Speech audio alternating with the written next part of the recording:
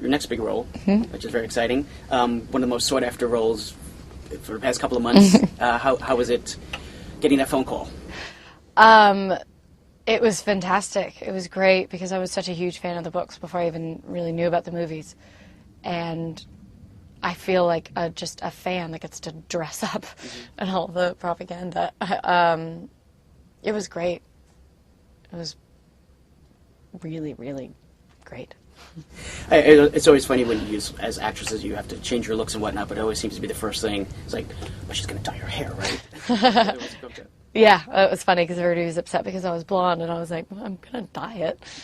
Like, it takes 5 minutes. Yeah, it's like the easiest thing to do. Why would you say that people have already named this like the next Twilight series for coming out there for between books and for movies?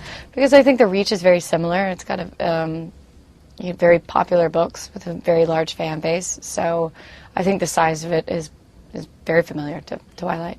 What's been the most fun so far of your weapon training? I love archery.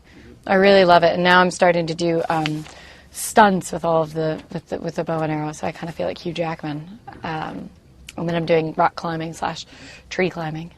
Is it true that the whole cast has gone to like this stunt camp? Yeah, we're all pretty much kind of have to get in supernatural shape almost.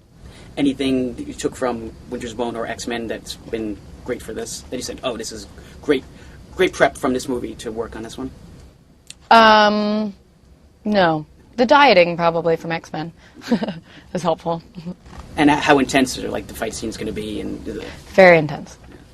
I know, yeah, it's like, I think people have said like the books probably could be R, but obviously it's going to be PG-13, so how are you going to deal with just keeping it true to the book, but still being able to show it to the fan base? Fortunately, that's not my problem, but there's really violence is the only issue. There's not a lot of swear words or anything like that, so we should be okay. But the movies they are about violence, so it is important to not kind of make that pretty.